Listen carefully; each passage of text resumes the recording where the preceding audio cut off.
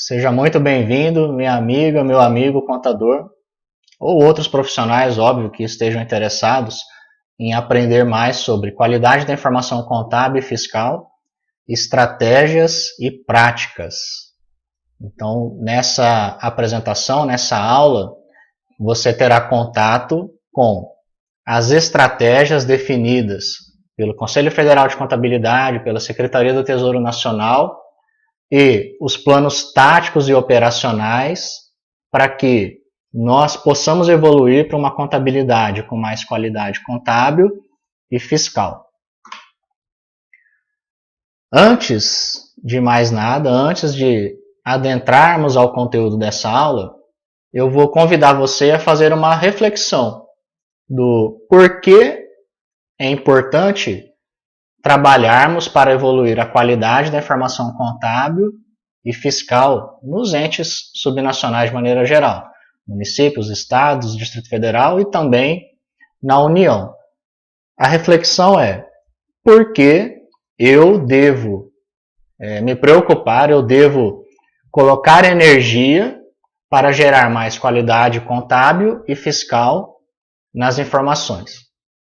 E essa é uma reflexão muito importante. Por quê? Para que você possa estar motivado, para que você possa despender com disposição a energia necessária para que você alcance mais qualidade na informação contábil e fiscal da entidade que você representa, necessariamente, e eu acredito muito sim que seja necessário, você encontrar razões pessoais, motivos pessoais do porquê realizar esse trabalho. O quão importante é gerar mais qualidade contábil e fiscal nas informações que são produzidas, nas informações que são geradas pela sua entidade. Essa razão pessoal, esse motivo para a ação, essa motivação será determinante para que você possa mobilizar as pessoas e os recursos necessários para que você possa empregar energia e conseguir alcançar esse grande objetivo que é ter mais qualidade na informação contábil e fiscal, de modo que ela possa ser mais útil e relevante, de modo que você encontre razões pessoais para acreditar que seja importante sim mobilizar todo esse esforço, que é uma atividade complexa que você provavelmente terá, talvez você já conheça, talvez não, mas você ao final dessa apresentação vai compreender a quantidade de recursos e de ações que são necessárias para que a gente avance nesse processo. E por que nessa figura eu trouxe um farol? Esse farol, para mim, simboliza esse processo todo de reforma da contabilidade pública que nós temos atravessado, alguns de forma mais ativa, outros de forma mais passiva, talvez você esteja envolvido ou comprometido nesse processo, mas o farol, ele tem uma história já milenar, os faróis existem há centenas, milhares de anos, e talvez você saiba, talvez não, mas os faróis, eles ajudam aos navegantes encostarem no litoral. E os faróis, eles são responsáveis, eles têm como grande objetivo sinalizar a esses navegantes, a essas embarcações, de que ali tem uma costa. E assim evitar centenas, milhares de naufrágios. Na Bahia, por exemplo, tem estatísticas de que antes da construção do farol, mais de 600 embarcações naufragaram, porque vinham navegando pelo mar e muitas vezes pela escuridão da noite, não sabiam que estavam próximas à encosta e acabavam tendo seus navios naufragados, enfim. Por não ter aquela orientação de até onde poderia chegar, acabavam sim sofrendo catástrofes, e a Bahia, o litoral da Bahia, por exemplo, é um grande cemitério de navios, até que esse farol foi construído para dar um pouco mais de luz, um pouco mais de direção a esses navegantes. E qual é a associação de um farol com esse momento da contabilidade pública? É justamente termos estabelecido um farol que é um destino, sinaliza até onde nós queremos chegar, e nós vamos então construindo a nossa embarcação, navegando por esse mar até chegar a esse objetivo. E a gente vai fazer algumas analogias ao longo dessa apresentação para a gente entender todos os desafios, todas as tempestades que a gente encontra nesse caminho, todas as necessidades de evolução, de reforma desse nosso grande barco que a gente vem navegando até a gente chegar nesse objetivo. O que nós veremos nessa aula sobre qualidade da informação contábil e fiscal, estratégias e práticas. Vou passar para vocês, no módulo 1, numa aula 1, o cenário e o nosso grande plano de navegação. Ou seja, qual foi o plano estratégico definido pelo CFC e pela STN para melhoria da qualidade da informação contábil? Para elevar o nível da contabilidade que nós tínhamos até então num cenário histórico, num cenário de décadas atrás. Então, a avaliação desse cenário e qual é o nosso grande plano estratégico para poder alcançar esse farol, alcançar esse grande objetivo que é evoluir os conceitos da contabilidade aplicada ao setor público e fazer com que nós alcancemos mais qualidade na informação contábil, na informação fiscal, para que ela seja mais útil e relevante. Depois, quais são os planos operacionais para que tudo isso seja colocado em prática? Então, até coloquei, né, que esse segundo módulo ele vai chamar operacionalização. Como é que a gente navega por esse mar? E uma frase que eu até citei para exemplificar esse módulo é a seguinte: todo mundo tem um plano até levar um soco na cara. E essa é uma frase do Mike Tyson, a gente vai falar mais sobre ela. Por conta justamente das dificuldades que nós temos encontrado ao longo desses mais de 10 anos de caminhada nesse processo de evolução. E o terceiro e último módulo é um módulo que eu nominei de aprender e evoluir.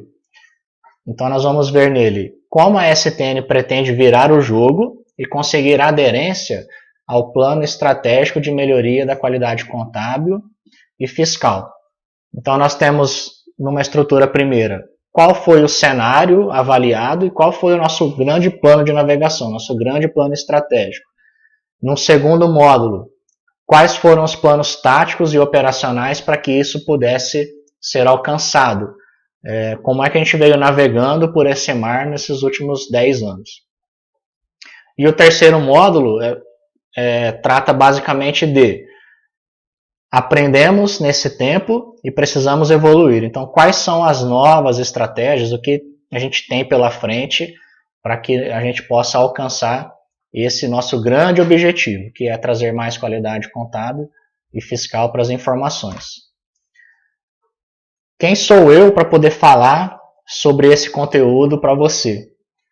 Então, meu nome é João Marcos Scaramelli, eu sou contador e professor, tenho MBA em gestão de cidades e sou especialista em contabilidade aplicada ao setor público. Sou também multiplicador da Secretaria do Tesouro Nacional e instrutor de treinamentos na área de contabilidade, demonstrações contábeis, dentro do Ciconf, trabalhando em MSC, LRF, DCA.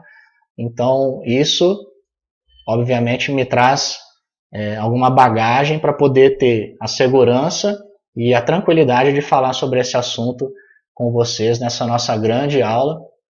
E eu convido vocês todos a acompanharem esses 3 módulos, que tenho certeza será de grande valia. Espero que lhe agregue valor no sentido de conhecer todo o processo, mas principalmente ter questões práticas que você pode observar no dia a dia da sua entidade para conquistar essa qualidade contábil e fiscal que a gente tanto almeja. A gente se vê na próxima aula.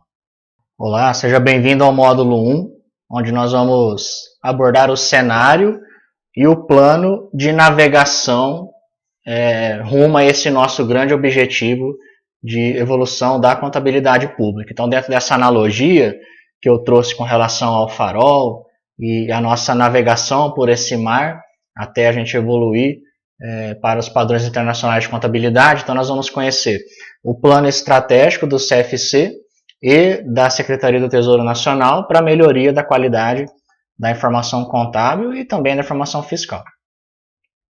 Antes disso, eu gostaria de tratar com vocês, de trazer uma frase para a nossa reflexão, que é a seguinte: saber onde quer chegar é tão importante quanto a caminhada. O destino final é a bússola que guiará o seu caminho. Rodrigo Chung, essa frase. O que isso quer dizer? Que além de nós aproveitarmos a caminhada, é importante também a gente saber onde quer chegar. Isso é o que vai nos direcionar, mas principalmente é o que vai ajudar-nos a eliminarmos as distrações, para que a gente possa alcançar esse objetivo, quiçá mais rápido, com uma maior velocidade, mas sempre também, claro, com eficiência, com efetividade. Qual o cenário passado que motivou os órgãos de classe, a CFC, junto com a STN, mas enfim, e demais profissionais à frente dessa decisão, mas qual foi o cenário no passado que motivou essa decisão de levar a contabilidade pública aos padrões internacionais e que também é um cenário que a gente presencia atualmente, é um cenário também que ainda é presente. É um cenário que nos demonstrou, historicamente, né, foi construído um processo muito forte orçamentário e financeiro. Então a gente já tinha um processo orçamentário e financeiro bem consolidado. Inclusive o processo, a sistemática financeira orçamentária do Brasil é sim uma referência para outros países no mundo. Então nós já tínhamos um sistema financeiro orçamentário bem consolidado. Pode não ser perfeito, tem os seus pontos de melhoria, mas é bem consolidado, bem estruturado, é um sistema de informação bastante elogiado em outros países. Agora, como aspectos mais importantes, controles patrimoniais incipientes, bastante iniciantes, principiantes, então nós tínhamos e ainda temos hoje bastante espaço de melhoria para essa informação patrimonial, para os controles do patrimônio público. Balanço patrimonial e outras demonstrações contábeis míopes, entre aspas, ou seja, que demonstram uma informação, que nos permitem uma visão um pouco deturpada da realidade. Então essa é uma grande realidade, tem exceções? Tem. Mas uma grande realidade ainda hoje é de balanços que não evidenciam de forma correta, não evidenciam de forma qualitativa a informação contábil. E associada a essa questão dos balanços, outras informações e relatórios, demonstrações contábeis com baixa utilidade. Então, falta de informação útil para cumprir o objetivo da CASP. Qual é o objetivo da contabilidade pública, da contabilidade aplicada ao setor público?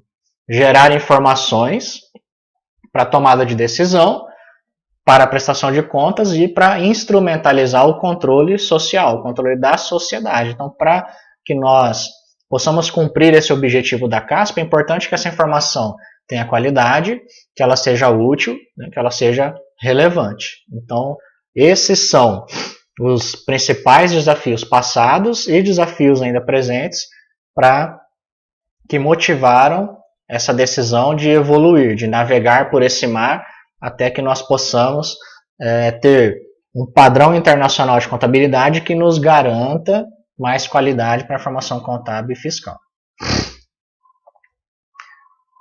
O CFC, em 2008, elaborou um documento com orientações estratégicas. Esse seria o nosso plano estratégico, nosso plano de navegação para chegarmos a essa qualidade pretendida. Então, qual foi a orientação estratégica para que isso fosse possível? Realizar a convergência aos padrões internacionais de contabilidade aplicados ao setor público.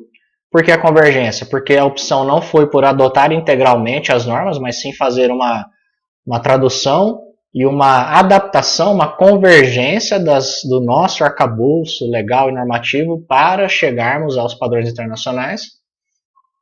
Implementação de procedimentos e práticas contábeis que permitissem o reconhecimento, a mensuração, a avaliação e a evidenciação dos elementos que que integram o patrimônio público, ou seja, se nós tínhamos um balanço até então míope, que não evidenciava de forma integral a realidade, a fotografia do patrimônio daquele ente público, então procedimentos para que nós possamos reconhecer, mensurar e avaliar e evidenciar de forma integral esses elementos no patrimônio, nas demonstrações contábeis. A implantação de sistema de custos no âmbito do setor público brasileiro, esse, quiçá, seja um dos grandes objetivos no futuro, para daqui a algumas décadas nós possamos chegar com uma grande aderência, com uma grande abrangência de entes subnacionais produzindo informações econômicas e de custos que vão subsidiar de forma mais qualitativa e com mais eficiência a tomada de decisão. A melhoria das informações integrantes das demonstrações contábeis, de maneira geral, e os relatórios necessários para a consolidação das contas públicas. Então, nós tínhamos um processo, além de incipiente, bastante moroso, bastante mecânico para a consolidação das contas públicas, e esse processo todo de evolução da CASP, ela caminha nesse sentido, a gente vem navegando para um sentido de trazer mais qualidade, mas também automatizar mais o processo de consolidação das contas, e a gente vai ver isso mais a fundo no módulo 2, e tornar possível a avaliação do impacto das políticas públicas e de gestão nas dimensões social, econômica e fiscal, segundo aspectos relacionados à variação do patrimônio público, ou seja, de que forma nós podemos avaliar essas políticas públicas que geram benefícios e reflexos na sociedade, na economia e no âmbito fiscal, através dessas informações patrimoniais que são geradas para essa tomada de decisão e para a avaliação também desses aspectos. Então, essas são orientações estratégicas que motivaram essa decisão por evoluir, por galgar novos caminhos, novos ares para a contabilidade pública. E de que forma foram definidas as diretrizes estratégicas para o cumprimento dessas orientações. Ou seja, nós temos alguns objetivos, como é que nós vamos estruturar a nossa estratégia para alcançar esse objetivo. Então foram criadas 3 diretrizes. Nós temos uma diretriz conceitual, onde nós vamos promover o desenvolvimento conceitual da contabilidade aplicada ao setor público, então através de ensinamentos, das oficinas, das semanas, como é que nós vamos desenvolver conceitualmente a CASP e levar esse conhecimento na prática para os demais contabilistas e contadores públicos. Então, a diretriz conceitual que vai abranger todo esse cenário de promoção do desenvolvimento dos conceitos da contabilidade aplicada ao setor público. A diretriz 2, normativa, onde nós vamos ter ações que estimulam a convergência às normas internacionais de contabilidade, desde a participação na construção dessas normas, a definição de todo o normativo convergido, de todo o normativo brasileiro convergido para essas normas internacionais. Então, nessa diretriz normativa, toda essa definição que é necessária também para suportar o desenvolvimento conceitual e para a aplicação da CASP. E numa diretriz última, numa terceira diretriz, o fortalecimento institucional. Não que essas diretrizes elas sejam necessariamente nessa ordem, mas são 3 diretrizes que precisam caminhar juntas para que todo o processo possa se consolidar. Então, numa diretriz 3, institucional, ações para fortalecimento institucional da contabilidade, ou seja, de que forma nós vamos criar ações e promover ações para que a contabilidade possa se fortalecer, para que ela possa ter o seu valor e ser reconhecida por sua importância, pela sua responsabilidade, inclusive com ações de investimento, de fortalecimento nos próprios órgãos da administração pública. Então, essas são as 3 diretrizes estratégicas que foram definidas pelo CFC, sempre em conjunto com a Secretaria do Tesouro Nacional, que é quem é o órgão central de contabilidade pública. Qual foi o plano tático do CFC? Ao longo desse tempo, a gente teve outros planos, óbvio, outras informações estratégicas, mas então o plano tático do CFC para esse período de 2019 a 2023, ele está separado em 4 macroações. A macroação 1 é convergir as normas internacionais em NBCTs e SPs. Então, esse plano tático do CFC, que é elaborado pelo grupo assessor das normas, ele tem como farol, né, como base, as diretrizes estratégicas.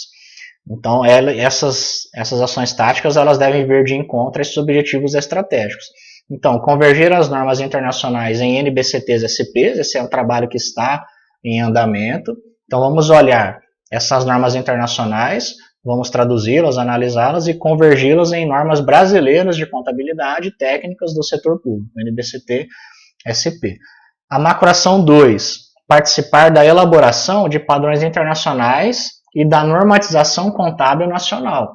Ou seja, ao invés de só assistirmos como espectadores à construção das normas internacionais, vamos participar ativamente do processo da sua construção para já levarmos a nossa realidade e depois a convergência ser mínima para quando formos criar as normas brasileiras de contabilidade.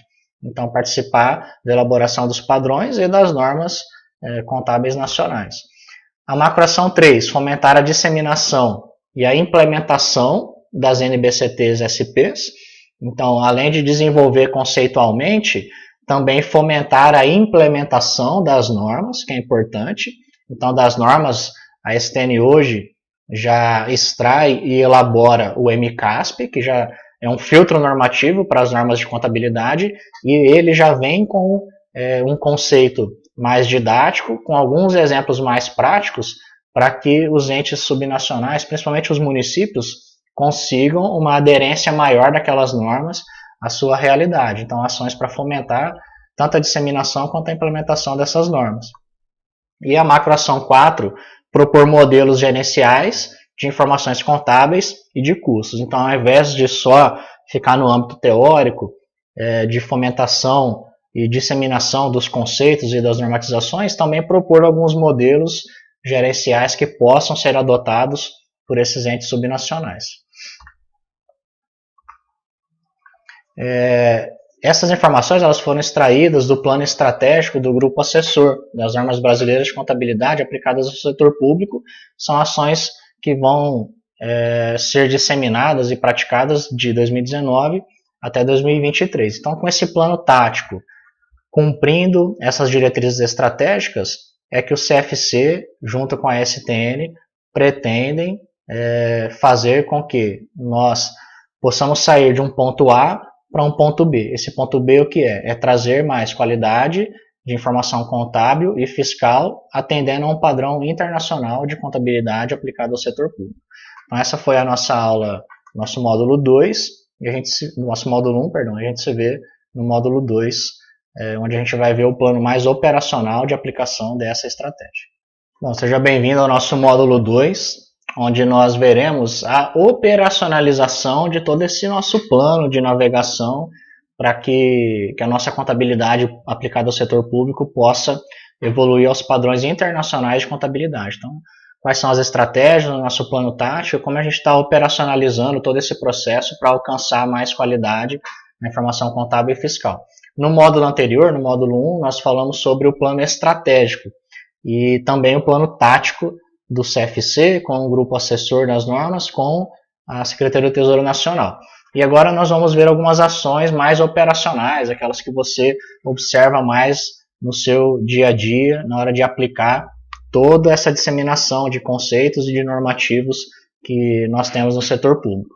Então, como foram definidas ações táticas e operacionais para melhoria da informação contábil e fiscal da CASP? Antes de a gente adentrar o conteúdo, trouxe uma frase para nossa reflexão, que diz o seguinte: todo mundo tem um plano até tomar o primeiro soco na cara. Essa é uma frase do Mike Tyson, né? Ele quer dizer o seguinte: nós elaboramos todo um planejamento, porém nenhum planejamento sobrevive ao campo de batalha. Toda vez que a gente coloca aquele planejamento em execução, a gente, óbvio, precisa fazer algumas revisões, algumas melhorias, e que bom que é assim, né? A gente não precisa seguir cegamente um plano. Então, ele é uma orientação, ele dá algumas diretrizes, porém, quando a gente coloca ele no campo de batalha, a gente precisa observar quais são os pontos de melhoria, revisar esse plano e criar esse ciclo contínuo de melhoria. Então, como está estruturado hoje a operacionalização de todo esse normativo da contabilidade pública? Um marco legal muito importante nesse processo foi a padronização da entrada dos dados com o PCASP, que é o Plano de Contas aplicado ao setor público. Esse foi um marco legal importantíssimo dentro desse processo de melhoria da qualidade contábil. Tá? E também de automatização para a geração da consolidação das contas públicas e da publicação do balanço do setor público nacional aqui ao final do processo. Então, por que o PCASP foi importante? Ele é um marco legal fundamental nesse processo todo, nessa parte operacional de como fazer. Antes do PCASP, a gente não tinha um plano de contas padronizado para todos os entes subnacionais, e isso acabava trazendo para o processo de consolidação muitas incertezas, muita dificuldade, era um processo muito moroso, quiçá até impossível de se fazer com rapidez, com efetividade, com qualidade, porque para cada ente subnacional você tinha N variáveis por conta da falta de padrão do plano. Então, quando a gente conseguiu padronizar o plano de contas, nós conseguimos garantir um pouco mais de qualidade desde a entrada da informação, desde os lançamentos contábeis de débito e crédito, por uma estrutura já bem definida, por uma lógica de contabilização, nós já de cara conseguimos garantir um pouco mais de qualidade para a informação contábil. Outra coisa que ajudou e que acaba sendo mais prático no processo, você observa mais no dia a dia da contabilidade. O surgimento do manual de contabilidade aplicado ao setor público e do manual de demonstrativos fiscais. Então, principalmente o MCASP padronizou como realizar, como contabilizar os procedimentos orçamentários, os procedimentos patrimoniais e os procedimentos específicos, utilizando como base de entrada o PCASP. Então, procedimentos orçamentários com relação à receita, despesa, dedução de receita, procedimentos patrimoniais com bens móveis e imóveis, com almoxarifado, procedimentos específicos com Fundeb, com RPPS, com dívida ativa, com operações de crédito. Então, o MCASP, como filtro normativo das NBCTs e SPs, trouxeram de uma forma mais didática e com um pouco mais de prática como aplicar esses procedimentos, trazendo já num segundo nível, além do PCASP, mais qualidade, mais padrão para as informações contábeis.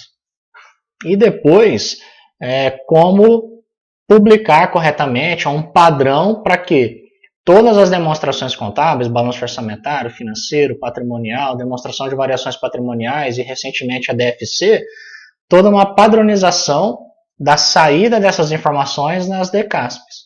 Então, principalmente esses três pilares, né, PCASP, Manual de Contabilidade e a padronização das DCASPs já fortaleceram muito a qualidade da informação contábil, apesar de num processo incipiente, mas já foi um grande passo. A gente já avançou muito com a padronização desses procedimentos, dessas ferramentas. Em virtude dessa padronização, dessas três espinhas dorsais, aí, digamos, PCASP, procedimentos e DCASPs, nós extraímos toda uma contabilização, que é o registro contábil de todos esses fatos que ocorrem e estão especificados no MCASP e no MDF. E outro grande marco legal, outro grande marco nesse processo de evolução da contabilidade foi a criação do SICONF, que veio a substituir o antigo SISTN. O SICONF já surgiu como uma ferramenta mais evoluída, que permitiu e permite a automatização do processo de captura desses dados contábeis, né? Ele recepciona de forma já mais automática, através da matriz de saldos contábeis, toda essa contabilização contábil, orçamentária e fiscal, processa isso de forma já mais automática para a publicação do balanço do setor público nacional. Então, nessa tela a gente já consegue ter uma visão bem operacional, você já consegue ver alguns conceitos práticos de toda essa estratégia chegando até o dia a dia aí na sua entidade. Então, dentro desse processo operacional que nós estamos acompanhando, a portaria STN 634 de 2013, ela é um marco legal importantíssimo dentro desse processo, porque ela é quem dispõe sobre regras gerais para diretrizes, normas e procedimentos contábeis aplicáveis aos entes da Federação, com vistas à consolidação das contas públicas da União, dos Estados, do Distrito Federal e dos municípios, sob uma mesma base conceitual.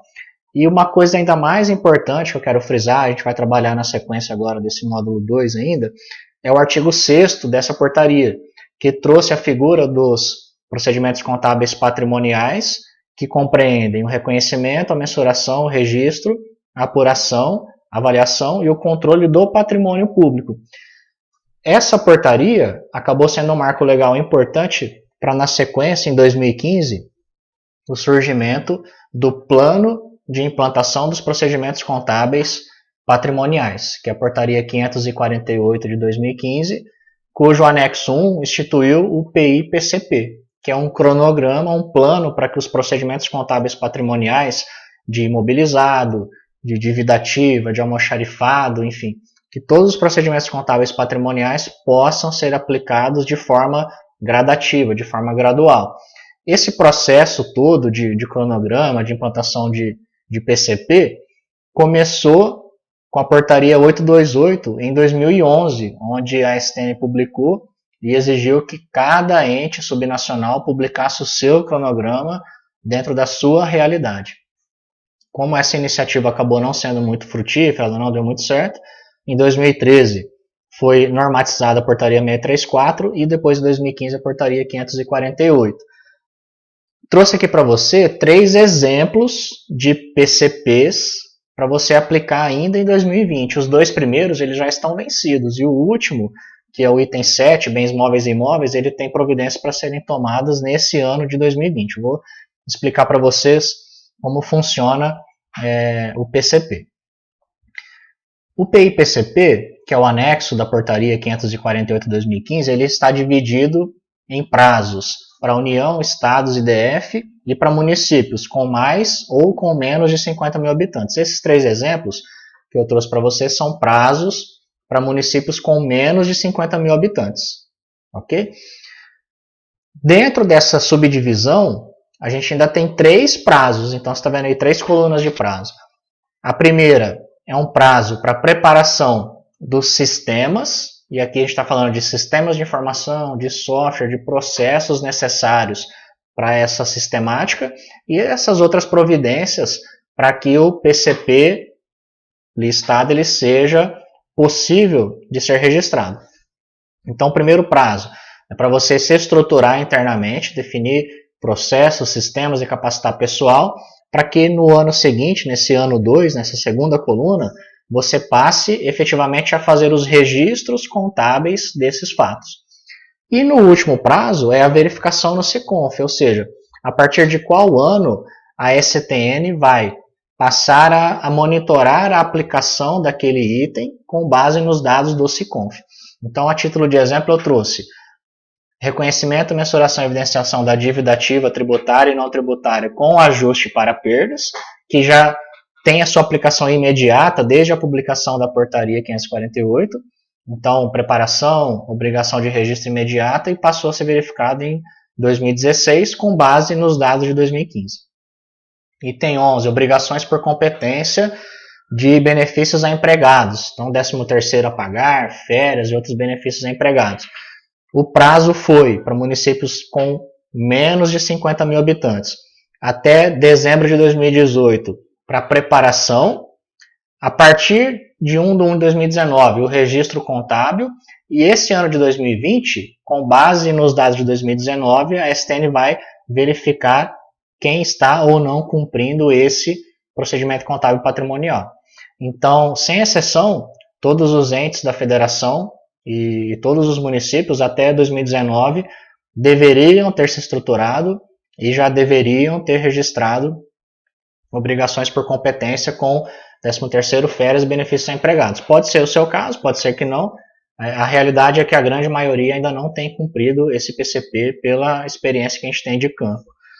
E o último item, que é bens móveis e imóveis, com depreciação, amortização, exaustão, procedimentos de reavaliação, redução ao valor recuperável, para esse item 7, esse ano de 2020 é o ano para que você se prepare, que você estruture processos, sistemas e capacite o seu pessoal para que a partir de 1 de 2021 passe a registrar efetivamente na contabilidade essas variações do patrimônio.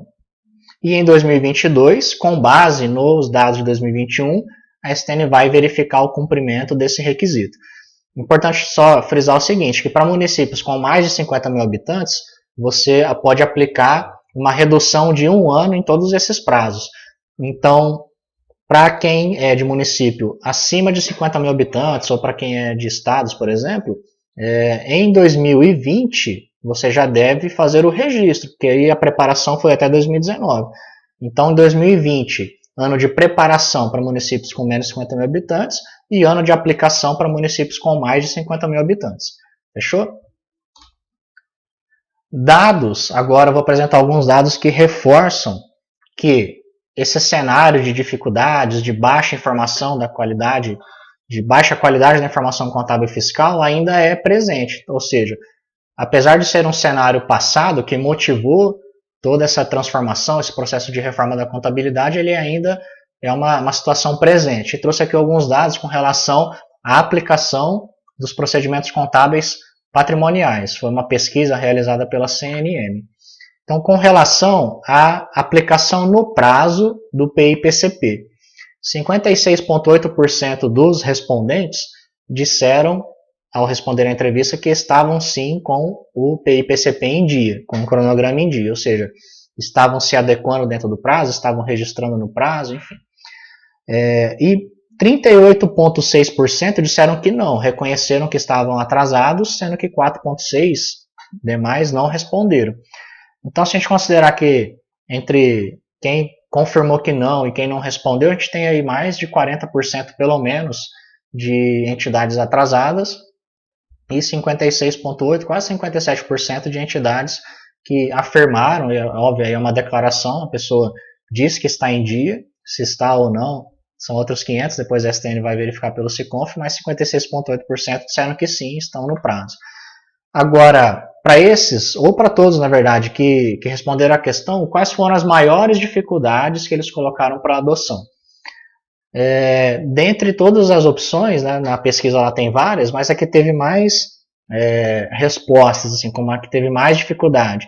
Falta de capacitação do pessoal, então desde o conhecimento, o estudo, né, a capacitação das pessoas dentro desse processo para entender conceitualmente a CASP, entender toda a normatização para poder levar aquilo para a prática, então a capacitação.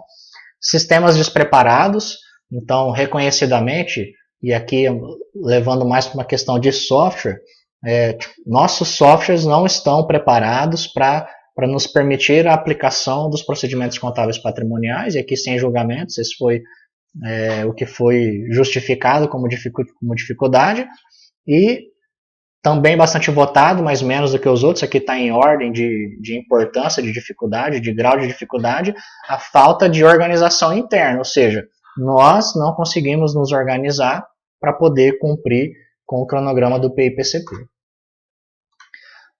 Para fechar esse cenário, né, para evidenciar ainda um pouco mais esse cenário de baixa qualidade da informação contábil e fiscal, trouxe aqui alguns dados que a equipe do SICONF levantou com base na MSC. E esses 3 dados, eu vou apresentar 3 informações para você. Essas 3 informações elas têm uma gravidade muito alta, inclusive elas foram objeto de um ofício que a Secretaria do Tesouro Nacional encaminhou para o Conselho Federal de Contabilidade exercer a fiscalização profissional, ou seja, investigar a fundo essas questões para eventualmente responsabilizar os contadores por essas informações que foram levantadas. Então veja a gravidade disso. Essa primeira inconsistência diz o seguinte, é um Ctrl+C, Ctrl+V nos dados da MSC, ou seja, o contador responsável, a pessoa responsável por aquela informação, efetivamente copiou e colou informações iguais entre entes, entre municípios diferentes. Então, 334 matrizes enviadas por 76 municípios diferentes estão completamente iguais. Então, se você pegar 76 municípios enviaram exatamente 334 MSCs iguais. Então, deu um Ctrl+C, Ctrl+V na planilha, mudou o código do município e enviou. Para cumprir a formalidade e o prazo do envio, acabou adotando essa medida completamente equivocada e errada, que inclusive configura, depois de investigação, pode configurar um crime de falsa informação em sistemas da administração pública. Outra falha grave. 306 matrizes foram enviadas sem as contas patrimoniais. Então, você pode conhecer ou não, mas uma MSC ela contempla informações contábeis. Então, vai o código da conta contábil com os saldos iniciais, débito e crédito, saldo final. Então, 306 MSCs foram enviadas sem informações de ativo, passivo e de informações de variações patrimoniais, diminutivas e aumentativas, classes 1, 2, 3 e 4. 21 apresentaram essas contas contábeis, porém com saldos todos zerados.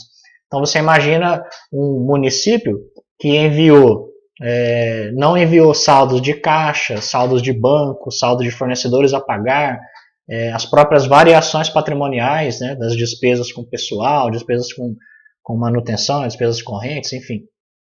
Então não foi enviada nenhuma informação patrimonial e ainda alguns que enviaram com informação zero.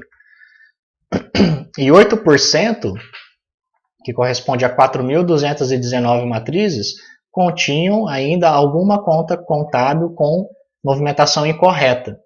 Ou seja, saldos negativos, saldos que não fecham, por exemplo, o saldo final para aquela conta contábil não corresponde à movimentação entre saldo inicial, débito e crédito, enfim. Então, uma série de outras inconsistências em mais de 4.000 MSCs. Para fechar, eu vou trazer alguns dados referentes à DCA e ao balanço do setor público nacional. Todos esses dados práticos que evidenciam como a qualidade da informação contábil e fiscal ainda é baixa. Né? Então, com base na DCA de 2018, a Secretaria do Tesouro Nacional, pela equipe do SICONF, ainda mapeou que todos esses municípios que estão na tela enviaram saldos contábeis negativos para contas de caixa equivalente de caixa. Então, pega caixa, bancos conta movimento, contas de aplicação com valores negativos, o que é praticamente impossível de acontecer, né? Não existe conta de caixa equivalente de caixa com valor negativo, isso não pode ocorrer. Então, uma falha grave também. Dívida ativa tributária com valor negativo. Então, também esses municípios, eu estou apresentando os municípios aqui porque, inclusive, isso está na apresentação da equipe do SICONF que vai para a Secofens. Então, uma informação que a própria STN está dando divulgação, uma informação pública, né? Então, por isso estão expostos aqui os municípios. Não é nenhum tipo de julgamento a qualidade dos profissionais desses municípios. Agora, podem ter acontecido falhas, né? E o profissional não conferiu a informação e gerou. Então, por isso, tudo isso precisa ser investigado. Existem motivos para que isso tenha acontecido. Agora, isso também não elimina a avaliação de que essa informação tem uma qualidade baixa, porque ela realmente não poderia estar dessa forma. Na DCA de 2018, contas com valores zerados. Então, contas de caixa equivalente de caixa zerado, com saldo zero em 54 municípios. Contas do ativo não circulante em 38 municípios com saldo zerado. Então, é praticamente impossível, é muito pouco provável que você tenha algum município que não tenha bens móveis, bens imóveis. Né? Eu vou afirmar aqui categoricamente que isso não existe. Todo município, por menor que ele seja, ele vai ter algum ativo não circulante, deveria ter pelo menos um ativo não circulante registrado. Então, isso evidencia a baixa qualidade da informação contábil nesses municípios. 1, 2, 3, imobilizado, dentro do ativo não circulante. 47 municípios com saldo zero. Passivo circulante com saldo zero, 9 municípios. Passivo não circulante, onde tem ali a dívida fundada, 577. Aqui sim, a gente pode eventualmente ter municípios que realmente não têm dívidas de longo prazo, né? Passivos não circulantes. Pode acontecer, muito embora a maioria dos municípios com os quais eu tenho contato possuem sim dívidas fundadas, seja um precatório para pagar, uma operação de crédito para pagar, então a grande maioria possui. Porém, não podemos afirmar categoricamente que todos eles têm. Então, eventualmente pode ter sim alguns municípios que não possuem passivo não circulante. Mas são evidências para serem investigadas. De alguma forma, inconsistências na DCA. E para finalizar esse módulo 2, com essas questões mais práticas, essas falhas mais observadas com relação à baixa qualidade da informação contábil, inconsistências do BSPN, que é o Balanço do Setor Público Nacional, onde foram encontrados, por exemplo, 20 municípios com despesas zeradas, ou seja, naquele município não foi informado nenhum valor de despesa, nem de pessoal, nem de despesa corrente, nem de investimentos. É outra coisa que também não ocorre, evidencia a baixa qualidade da informação desses municípios. Receitas zeradas, ou seja, o município não recebeu transferências constitucionais e legais, transferências voluntárias, não instituiu e não arrecadou tributos. Enfim, valores iguais entre municípios ou entre exercícios. 27 municípios enviaram informações iguais ou de um exercício para outro enviaram exatamente a mesma informação. Mais uma vez também uma evidência de que a pessoa acabou, para cumprir os prazos, né? Aquela história de os fins justificam os meios, né? Então, para cumprir o prazo, a pessoa, num ato de desespero, talvez, copiou e colou a informação e levou e declarou ela para o Tesouro. Valores suspeitos em 11 municípios. Então, só para lembrar e para fechar esse módulo 2, constitui crime de responsabilidade inserir dados falsos em sistemas da administração pública, que é um crime penal, né, previsto no Código Penal, artigo 313. Com base no acordo de cooperação técnica da STN com o CFC, ocorreu, como eu falei para vocês, aquele ofício para que sejam tomadas as providências, para que sejam investigados os indícios de inconsistência. É o que fala aqui na cláusula 4ª, que eu vou ler aqui com vocês. Compete à STN, e tem o inciso 5, fornecer informações sobre indícios de inconsistências e ou irregularidades nas informações e dados contábeis. Então, compete à STN essa obrigação de informar ao Conselho Federal de Contabilidade indícios de inconsistência ou irregularidades nos dados contábeis, orçamentários e fiscais que são recebidos pela STN por meio do SICONF e por outras declarações, com fins da consolidação das contas públicas.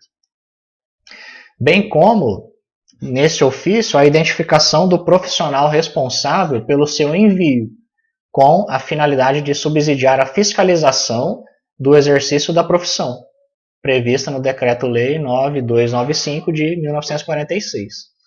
Então, irregularidades mais graves, indícios de inconsistências, a STN tem remetido ao Conselho Federal de Contabilidade para que as providências sejam tomadas no exercício da profissão de contador, ou seja, a apuração da responsabilidade por aqueles indícios que foram avaliados. Então, esse foi o nosso módulo 2, e a gente se vê na próxima aula, o nosso módulo 3, que é onde a gente vai ver as próximas estratégias para os próximos anos para a melhoria da qualidade contábil e fiscal dos entes subnacionais. Até mais. Bem-vindos ao nosso módulo 3, onde a gente vai entender como o CFC e a STN aprenderam e evoluíram com esses mais de 10 anos de reforma da contabilidade. Então, no módulo 1, nós falamos sobre as estratégias adotadas, e no módulo 2, sobre o plano tático e operacional para avançarmos com esse processo de melhoria da contabilidade pública. E agora, no item 3, no módulo 3, nós vamos ver como a STN pretende virar o jogo e conseguir uma aderência maior ao plano estratégico de melhoria da qualidade contábil e fiscal. Por que virar o jogo? Porque existe sim um grande consenso de que nós estamos, não diríamos atrasados, mas óbvio que nós ainda temos um grande caminho para percorrer. E nesses últimos mais de 10 anos de reforma da contabilidade, nós imaginávamos que conseguiríamos avançar mais com o processo, e ele tem se mostrado moroso, dificultoso. Existe uma grande complexidade para levar todos esses procedimentos orçamentários, contábeis e específicos que são tratados no MCASP e levar isso num conceito mais prático para a realidade de todos os municípios. Então é sim um mar bastante agitado, né, dentro dessa analogia do farol, dessa grande navegação. A nossa embarcação, que é o nosso arcabouço legal e normativo contábil, ele navega por mares bastante turbulentos, com grandes ondas. Então tem sido muito difícil para nós fazermos a nossa embarcação avançar e chegar até aquele destino final, chegar até aquele farol que está direcionando todos os nossos avanços. Então é sim dificultoso, mas a gente precisa aprender e evoluir, ajustar, aprender com as nossas falhas, com os erros e ajustar para a gente poder chegar lá. Não devemos nos orgulhar de sermos melhores que os outros, mas sim melhores do que já fomos. Essa é uma frase do Bernardinho que eu trouxe para a nossa reflexão seguinte. Quando decidimos por avançar, por evoluirmos no conceito de contabilidade pública, de trazer mais qualidade para a informação contábil e fiscal, não é no sentido de sermos melhores que os outros ou sermos melhores que outros países, mas sim um processo natural de evolução, de sermos melhores do que já fomos no passado. Então, aprender com todo esse processo de mais de 10 anos de reforma da contabilidade é essencial para que nós possamos evoluir, que a gente olhe para trás, veja aonde errou e onde pode melhorar, para que a gente possa no futuro e a cada dia ser melhor do que a gente foi no passado, no dia anterior. Esse é um grande ensinamento para que a gente possa constantemente evoluir. De que forma a STN vem pautando o avanço dessa estratégia agora para que os procedimentos contábeis possam ser aplicados e a gente alcance uma qualidade maior. Então, desde o PIPCP, lá em 2015, a gente já observou o gradualismo na estratégia da STN, ou seja, temos os PCPs para aplicar, não podemos exigir que eles sejam aplicados todos de uma vez. Então, qual que é a estratégia? Uma estratégia gradual, com um cronograma, a gente gradativamente vai avançando nessa implantação.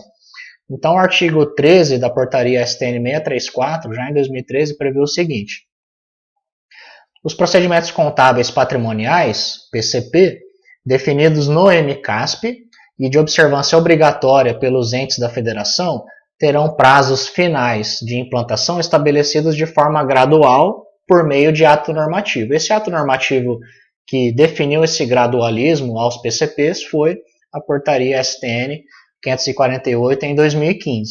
Então, uma estratégia já gradual nesse avanço. E essa estratégia ela vem sendo pautada também, como a gente vai ver agora, com relação ao SICONF, a implementação da MSC e a verificação da implantação desses procedimentos. Então, como estratégias da Secretaria do Tesouro Nacional para que esse processo se consolide daqui para frente, foram definidas 4 dimensões estratégicas. Então, você está vendo nesse círculo a dimensão 1, que é uma dimensão de gestão, a dimensão 2, que é uma dimensão de dados contábeis, a dimensão 3, nessa fatia do lado esquerdo inferior, os dados fiscais, e nessa última fatia do lado inferior direito, a dimensão 4, que é a integração de informações contábeis e fiscais. O que vem a ser a dimensão 1 de gestão? Tem a ver com o marco legal da implantação da MSC. Como a MSC ela é tida como uma ferramenta importante para coleta de dados para o SICONF, ela é essencial, ela foi definida como estratégica para que todo esse processo pudesse avançar. Então, foi definida uma dimensão de gestão específica para ela, no sentido de precisamos criar uma cultura nos entes subnacionais de envio da MSC. Essa estratégia deu tão certo, na minha opinião, que você veja aí, a MSC ela tem poucos anos que ela está em operacionalização, e hoje nós já temos uma grande abrangência. A STN já vem recebendo quase que a totalidade de MSCs de todos os entes subnacionais. Então, esse número está muito próximo de 100% de recebimento. Por que essa estratégia deu certo? A gente vai ver mais adiante, em mais detalhes de cada dimensão estratégica. Mas na D1, o objetivo era que os entes enviassem todas as declarações, cumprindo o prazo, com as possibilidades de retificação e etc. Na dimensão 2, para dados contábeis, o que se exige com essa dimensão estratégica? A adequação dos entes subnacionais às regras do MCASP com base no PIPCP. E também é verificada a consistência das DCASPs, ou seja, das demonstrações contábeis. Então, pela dimensão 2, a gente vai ver ações no sentido, dentro do gradualismo sempre, mas ações no sentido de verificar se o ente está ou não cumprindo o cronograma do PIPCP, que já é baseado no MCASP. E ainda como está a consistência das DCASP, das demonstrações contábeis aplicadas ao setor público. Na dimensão 3, para dados fiscais, a gente vai observar, dentro de um gradualismo, exigências com relação à adequação às regras do MDF, que é o Manual de Demonstrativos Fiscais. E como está a consistência, a integridade da informação relacional entre um demonstrativo fiscal e outro. A gente vai ver exemplos disso daqui a pouco. E na última dimensão estratégica, na D4, nós vamos ver estratégias para checar a relação entre informações contábeis e fiscais.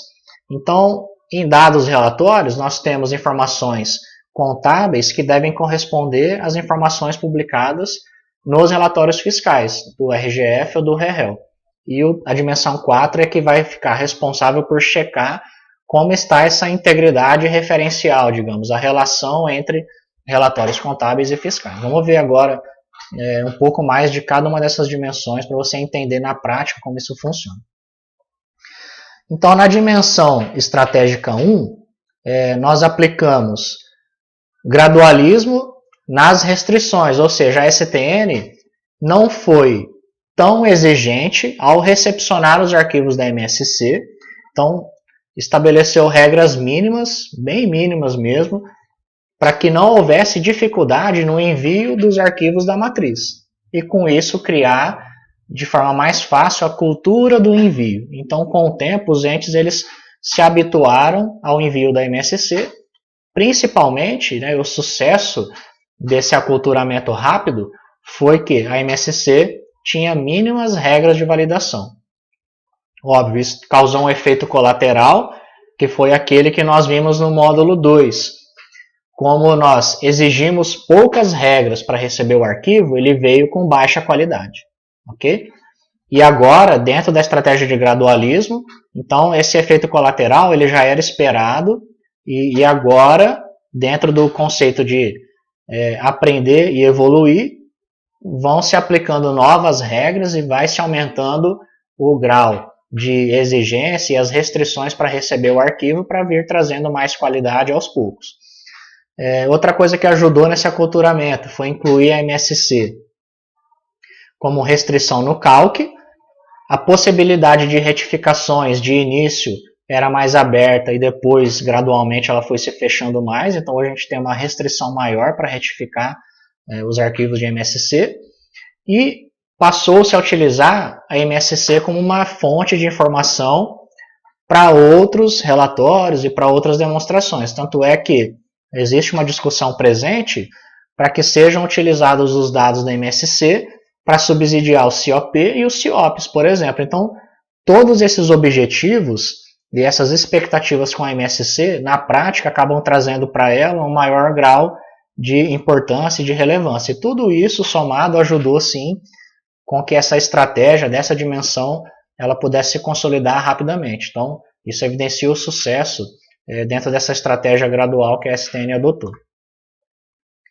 Com relação à dimensão 2, a dimensão estratégica de dados contábeis. Gradualmente, a STN vai aplicar, com base nos dados que recebe na MSC, que se transforma em declaração de contas anual, ao final do exercício, uma validação gradual de aplicação do PIPCP. Então isso, obviamente, vai levar como premissa os prazos que estão previstos na portaria 548/2015. Agora, como itens práticos, né, como é que você pode, por exemplo, mensurar a qualidade da informação contábil das suas demonstrações, da sua DCA, da sua contabilidade. Então, eu trouxe 3 exemplos de validação contábil que a STN já vai aplicar sobre os entes subnacionais. Checar, por exemplo, se a VPA e a VPD do Fundeb foram corretamente contabilizadas, tanto na classificação de natureza de receita orçamentária, mas principalmente aqui no aspecto patrimonial, se foi contabilizado na VPA e na VPD correto. Então a VPA para receitas recebidas, né, da transferência do Fundeb é a 4522. E a dedução do Fundeb, apesar de ser feita como dedução de receita orçamentária, deve ser contabilizada na despesa, na VPD 3522. Então esse é um indicativo prático importante de que aquela informação contábil tem qualidade, se você está ou não aderente a esse item. Outra coisa, lembra que a gente falou lá no módulo 2 sobre o PCP, de ajuste de perdas da dívida ativa, que já tinha um prazo imediato. Então, a STN vai checar, com base na MSC e na DCA, se foi realizado, se existe saldo na conta contábil de ajuste para perdas com a dívida ativa. Nesse caso, aquele saldo tem que ser menor que zero, no sentido de ele apresentar um saldo credor, não um saldo negativo, mas um saldo credor, que sistematicamente vai evidenciar que ele é um valor menor que zero.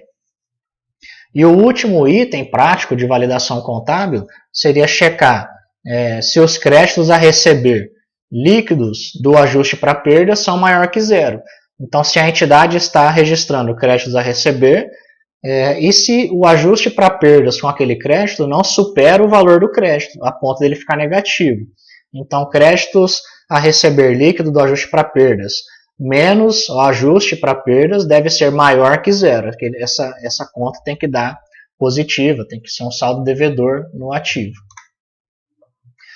Dimensão 3, dados fiscais. Como é que a STN vai checar a qualidade das informações fiscais? E essa validação vai ser gradual, porém essas 3 que eu trouxe a título de exemplo, elas já são presentes, já serão aplicadas nos dados de 2019, esse ano com base em 2019. Igualdade das despesas entre os anexos. Então nós temos dentro do REREL, por exemplo, REREL anexo 1, balanço orçamentário, e REREL anexo 2, despesas por função e subfunção, deve haver uma igualdade na informação da despesa entre esses 2 anexos. Então essa é uma validação prática que a STN vai aplicar para checar a qualidade da informação fiscal. Se o déficit ou superávit orçamentário evidenciado, publicado no anexo 1 do REREL, se ele está localizado no quadro correto. Então, se ele é superávit ou déficit, ele deve ser localizado no quadro de receita ou de despesa. Então, se esse resultado foi evidenciado tanto no quadro correto quanto na coluna correta. Então, essa é uma verificação prática de qualidade fiscal. E a igualdade da RCL entre relatórios. Então nós temos entre REREL e RGF, ou mesmo entre relatórios do REREL, correspondência, a informação da RCL utilizada em mais de um relatório. Então a STN vai checar de forma prática se, por exemplo, a informação que você apurou para a RCL no anexo 3 corresponde à informação da RCL do RGF de despesa com pessoal, se corresponde à RCL informada no RGF anexo 2, da dívida consolidada, enfim. Então, se existe igualdade da RCL informada entre os relatórios fiscais. Então, essa é a dimensão 3. E são todos exemplos práticos que você pode aplicar na sua entidade, no ente que você representa. E para fechar, a dimensão 4 diz respeito a integridade referencial, a relação entre as informações contábeis e fiscais. Então, a título de exemplo, 3 itens também. A STN vai checar a igualdade da receita realizada entre relatórios. Então, pegar como informação contábil o balanço orçamentário, o anexo 12 da DECASP. Então, pegar a receita realizada do balanço orçamentário da DECASP, cruzar com a receita realizada do REREL anexo 1, balanço orçamentário, que é uma informação fiscal. Então, anexo 12, contábil, com anexo 1 do REREL. E ver se há correspondência entre as receitas desses dois relatórios. Perfeito?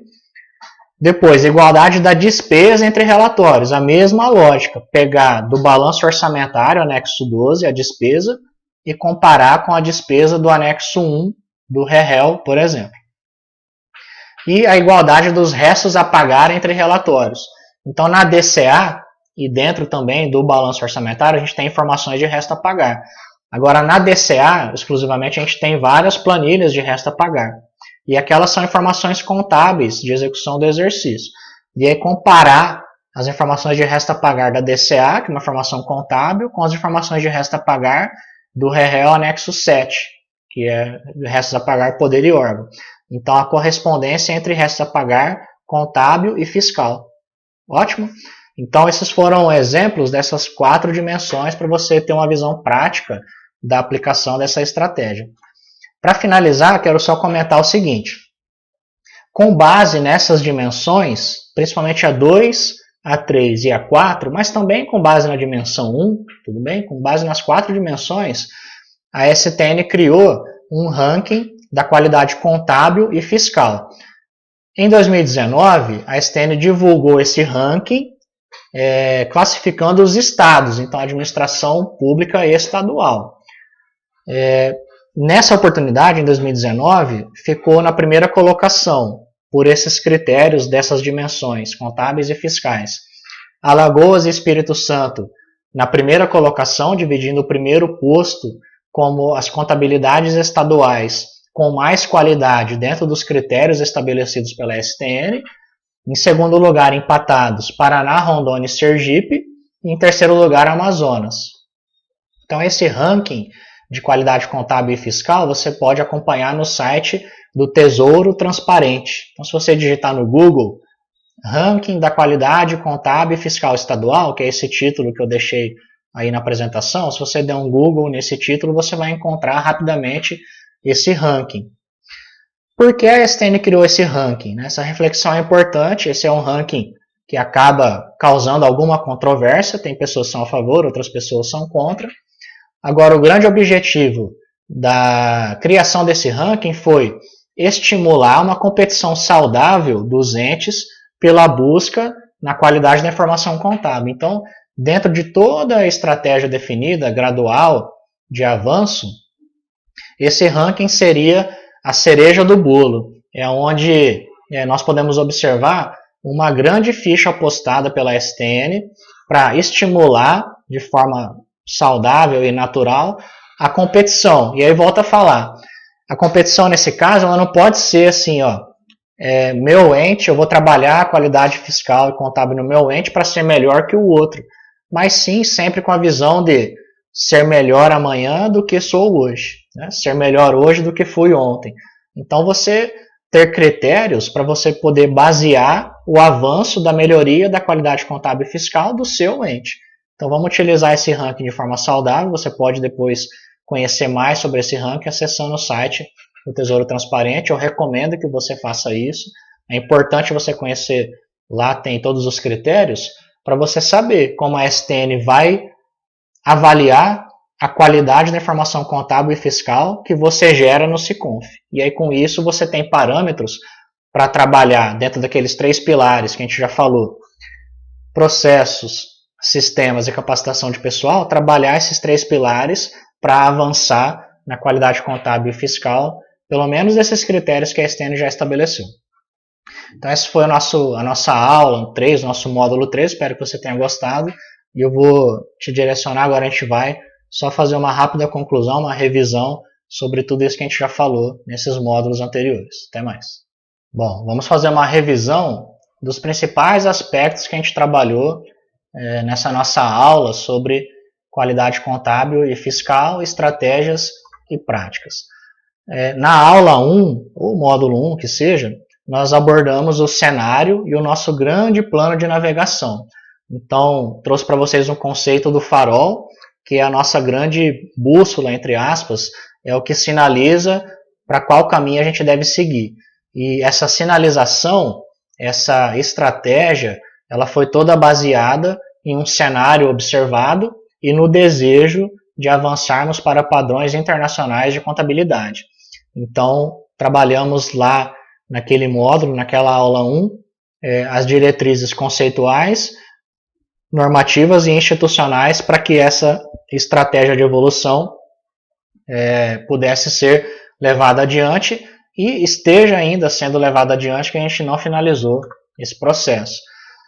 Na aula módulo 2, nós falamos sobre a criação do SICONF e da MSC e de todo o procedimento operacional que a gente vê hoje em dia na prática para que tudo isso seja possível. Então falamos sobre pontos de melhoria identificados na DCA e no BSPN, com a apresentação de alguns casos práticos, que nesse módulo 2 você já pode extrair alguma informação para trabalhar na sua entidade, alguns indicadores de qualidade que você pode aplicar na sua instituição, no ente que você representa. E na aula 3, no módulo 3, que a gente trabalhou há pouco, nós falamos sobre o processo de aprendizado e evolução. Então, apresentei para vocês as estratégias de gradualismo que a STN está aplicando para que esse processo possa avançar de forma mais rápida a partir desses últimos anos e principalmente desde a instituição da MSC e do fortalecimento do SICONF. Então, a gente falou sobre a dimensão 1, que é a dimensão de gestão, onde foram tomadas ações e medidas para aculturamento e para que a MSC e o SICONF se tornasse uma realidade nos entes subnacionais.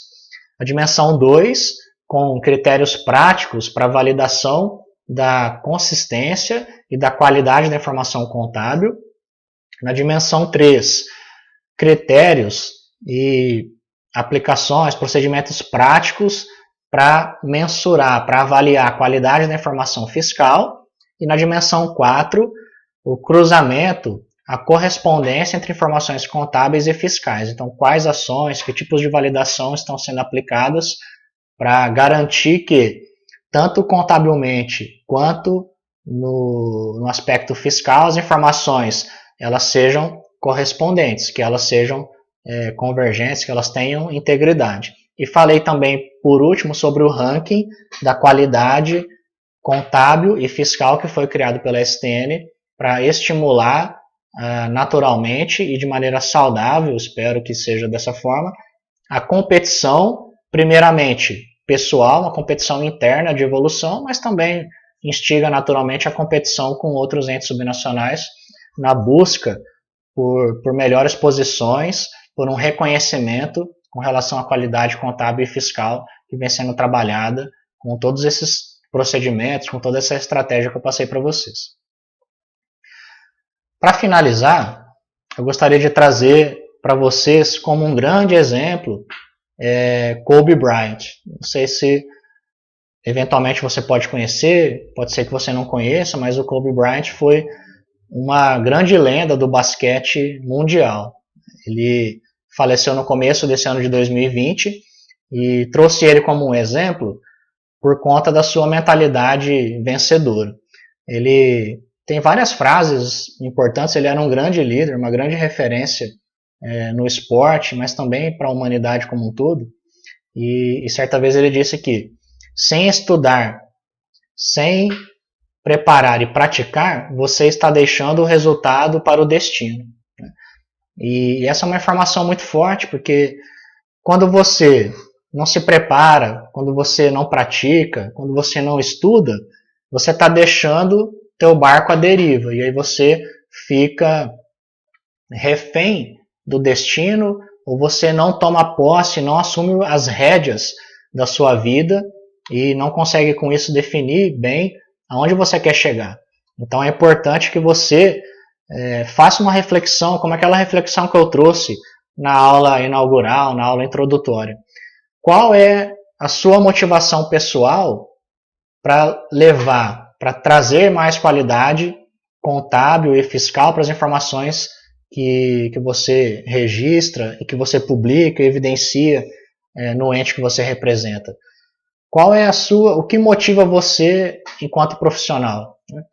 Você percebeu ao longo dessa aula que é um processo moroso, é um processo complexo e requer anos, com certeza anos de preparação, de definição de processos, de sistema, principalmente de capacitação de pessoas, requer uma liderança sua com relação à sua equipe e uma ascensão sua enquanto líder dentro da instituição que você representa. Então não é um trabalho fácil. Se você não encontrar uma motivação pessoal, um motivo para você agir, você não vai conseguir levar esse processo adiante de uma forma satisfatória. Se você encontrar prazer nessa caminhada evolutiva, se você encontrar prazer em estudar, aprender e ver a sua evolução, e você principalmente conseguir encontrar prazer e satisfação em ver mais valor no resultado do seu trabalho, eu tenho certeza que você vai estar um passo, 2 passos ou muitos passos à frente de outras pessoas que não criaram essa consciência, que não se apoderaram da responsabilidade que nós, enquanto contadores e contabilistas, temos de levar uma informação útil e relevante, tanto para a sociedade, quanto para a prestação de contas, quanto para subsidiar a tomada de decisão dos gestores. Então, eu gostaria de fechar essa nossa aula, esse nosso encontro, com essa reflexão, para que você possa justamente olhar para dentro de si e encontrar a sua motivação, o que vai motivar você a buscar esse objetivo. Eu espero que isso possa iluminar o seu caminho e tornar a sua jornada muito mais suave. Não vai ser mais fácil, mas que você possa encarar com mais suavidade os desafios que você vai encontrar pela frente. Então, quero agradecer o seu interesse em assistir essa aula, toda a minha gratidão por você ter ficado comigo nesses minutos. E você pode me encontrar principalmente no Instagram, @professor João Scaramelli, e eventuais dúvidas, deve ter um campo para comentários aqui nessa aula, mas você também pode me enviar um e-mail, jmscaramelli@gmail.com. Mais uma vez, gratidão, eu te desejo sucesso nessa caminhada e um forte abraço.